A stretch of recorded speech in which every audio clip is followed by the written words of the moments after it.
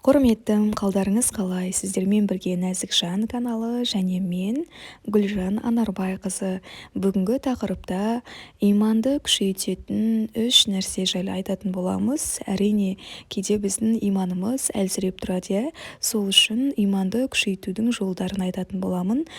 Олай болса, алдымен каналыма тіркеліп, лайк басып, пікір қалдыра кетіңіз. Иманды күшейтетін 3 нәрсе. Кейде елге елеулі сыйлы адамды көрсек, оны сыйлап төрге шығарып, құрмет көрсетіп жатамыз. Әлгі адаммен қарым-қатынас жасағанда, аса сақтық танытып, көңіліне келетін сөз айтып қоймауға, ол кісімен байланысты үзіп алмауға тырысамыз. Айтқанын орындаймыз, бұйырғанын тыңдаймыз. Алдында әдеп сақтаймыз. Тіпті өзіміздің әйел бала-шағамызбен де дәл сондай нәзік әрі тығыз қарым-қатынастамыз. Себебі көп уақыт көңіл бөлмей қойсақ, бір күні әйеліміздің де суып кететінін білеміз. Ұзақ уақыт көріспесек, өзіңнен туған жас бала сақалы шығып жат болмай деп Махамбет ақын айтқандай, бауыр еті баламыздың да жат болатынын сеземіз. Сондықтан да өзімізге қымбат болған жандарға көбірек көңіл бөлеміз, оларды бағалаймыз, іздейміз. Олармен байланысымызды үзбейміз. Ал жаратушымен ше? Онымен қандай байланыстамыз? Әлгі адамды ренжітіп алмайын деген жүгіріп қолымыздан келгенін жасағандай, Алла үшін де дәл солай тырыса алып жүрміз бе? Құрметтім, ескерте кететін бір жайт, бұл ақпараттың барлығы Асыл арна арнасынан алынды. Сондықтан да ақпараттың арасында әйел адам емес, ер адамның аузымен айтылғандай сөздер шығуы мүмкін. Сондықтан да ол үшін кешірім сұраймын және соны ескерте кетейін дедім. Енді бастайық. Иә, әр нәрсенің өткінші бірде бар, бірде жоқ болатын секілді, иман да бірде күшейіп, бірде әлсіреп тұрады. Өткір қылышты қайрап тұрмаса, кесуге жарамай қалатыны секілді, иманды да үнемі суарып, жаңартып отыру керек. Сондықтан бүгін иманды қуаттаудың ең негізгі маңызды деген 3 жолын атай кетуді жөн көріп отырмыз. Бірінші, дұрыс ортада болу. Негізі адам жүрген ортасы, сөйлесетін, араласатын достары қатты әсер етеді. Қанша жерден мен жеке тұлғамын десең де, айналаңдағы адамдар ықпалын тигізбей қоймайды. Егер досың лайдың үстімен жүргенді жақсы көретін адам болса, оны таза жермен жүруге шақыр.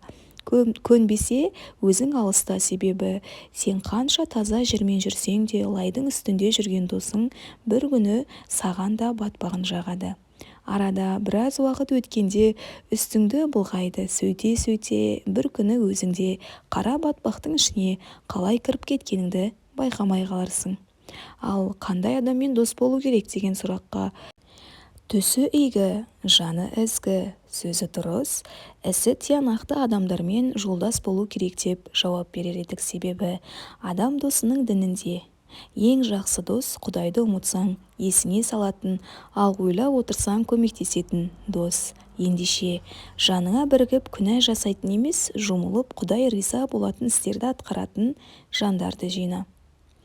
Иманды күшейтудің екінші жолы Құранның соңғы параларын оқу, тыңдау, мағынасына ой жүгірту.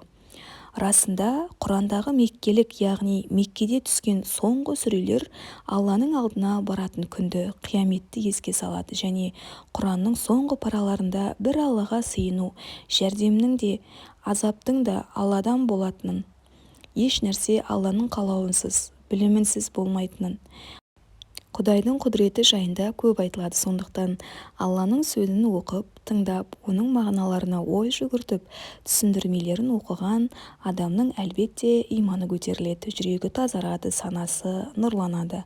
Аяттардың мағынасына мән беріп ізденген адам намазда оқыған сүрелерінен ләззат алады.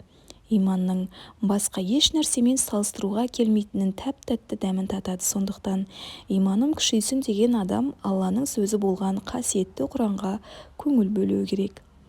Ал енді үшіншісі ол насихат, яғни өз білгеніңді өзгелерге үйрету. Себебі Алла Құранда адамдарды Раббыңның жолына даналықпен және көркем үгіт арқылы шақыр. Жақсылыққа, тақуалыққа жәрдемдесіңдер, күнәға және дұшпандыққа жәрдемдеспеңдер деген. сендердің жақсылыққа шақыратын, сондай-ақ дұрыстыққа қосып, бұрыстықтан тосатын бір топ болсын, міне солар құтылушылар деген.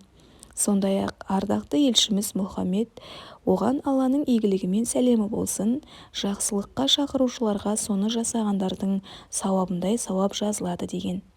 Сондықтан біреуді жақсылыққа шақыру арқылы өзіңнің де иманың, білімің артатынын және дәл сол жақсылықты жасамасаң да жасағандай сауап алатыныңды ұмытпауың керек.